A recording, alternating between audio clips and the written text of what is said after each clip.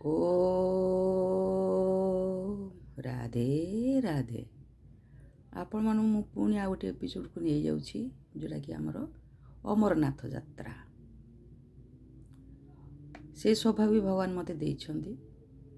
ଭାବୁଥିଲି ମୋ ମା' ଥିଲାବେଳେ ସିଏ ଅମରନାଥ ଯାତ୍ରା କରିଥିଲେ, ତ ସେତିକି ବେଳୁ ମୋ ମନରେ ସ୍ୱପ୍ନ ଥାଏ ମୁଁ ବି ଅମରନାଥ ସ୍ୱପ୍ନରେ ଦେଖୁଥାଏ ଯେ ଅମରନାଥ ଯାତ୍ରା କରୁଛି, ବରଫ ଉପରେ ଚାଲୁଛି ବାଡ଼ିଟେ ଧରିକି, ଯେମିତି ଆମ ମା' ଯାଇଥିଲେ। କିନ୍ତୁ ମୁଁ ଗଲାବେଳୁ ଆଜ୍ଞା ବହୁତ ଟିକେ ଡେଭଲପ୍ ହେଇଗଲାଣି।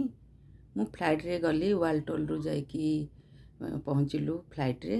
ସେଠୁ ଦୋଳା କରିକି ଆଜ୍ଞା ଚାଲିବାକୁ ଆଉ ବଳ ନଥିଲା, ଦୋଳା କରିକି ଆମେ ବୈଷ୍ଣବ ଦେବୀ ଗଲୁ। ବୈଷ୍ଣବ ଦେବୀରେ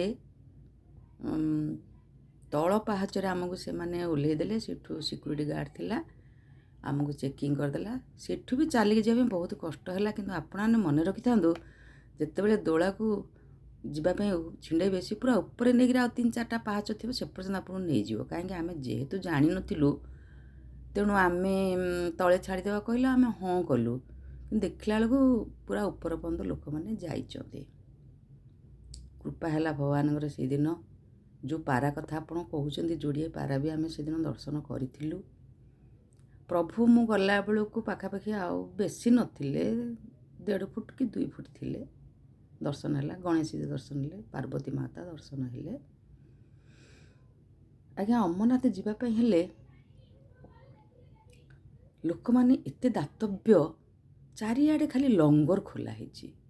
ଆପଣ ଯିବାଠୁ ଆପଣଙ୍କୁ ଖାଲି ଟାଣିବେ ଆସନ୍ତୁ, ଆପଣ ପ୍ରସାଦ ପାଇକି ଯିବେ। ଫେରିଲା ବେଳେ ବି ସେମିତି ଖାଲି ଲଙ୍ଗର ହିଁ ଲଙ୍ଗର। ତ ଆମେ ଯେତେବେଳେ ୱାଲଟୋଲରୁ ଆସୁଥିଲୁ ଅମରନାଥ ଯିବା ପାଇଁ, ବା ପୁଣି ଫେରିଲା ବେଳେ ଫେରିଲୁ, ଏତେ ଲଙ୍ଗର, ଗୋଟେ ଭୋଜିର ଆୟୋଜନଠୁ ବି ସେ ଲଙ୍ଗର ଗୁଡ଼ା ବହୁତ ଅଧିକା। ପାଖାପାଖି ଆପଣଙ୍କର 20-25 ପ୍ରକାର ଜିନିଷ ଥିବ। ପାଖରେ ଡକ୍ଟର ବି ଥିବେ, ଯଦି ଆପଣ କିଛି ଅସୁସ୍ଥତା ଅନୁଭବ କରିବେ ସେମାନେ ଟ୍ରିଟମେଣ୍ଟ ଦେବେ। ତ ସେ ଅମରନାଥ ଯାତ୍ରାଟା ବି ମୋର ମାନସ ପଟରେ ରହିଯାଇଛି। ସେହି ପ୍ରଭୁ, ସେହି ଜଟାଜୁଟଧାରୀ ଶିବ, ଆଉ ବରଫର ଅମରନାଥ ବାବା, ଶ୍ରୀ ଗଣେଶଜୀ, ପାର୍ବତୀ ମାତା।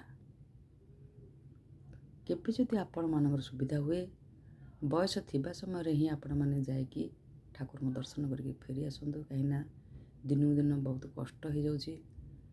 ଏବେ ତ ମୁଁ କ'ଣ ଶୁଣୁଥିଲି, 65 ବର୍ଷ ପରେ ଅମରନାଥ ଯାତ୍ରାକୁ କ'ଣ ସରକାର ଛାଡ଼ୁନାହାନ୍ତି। ସେଇଟା କେତେ ଦୂର ସତ ମୁଁ ଜାଣିନି। ଆପଣମାନେ ଇନକ୍ୱାରି କରିବେ। ଆପଣମାନେ ଏଇଠୁ ହିଁ ଗୋଟେ ସାର୍ଟିଫିକେଟ୍ କରିକି ଯିବାକୁ ପଡ଼ିବ।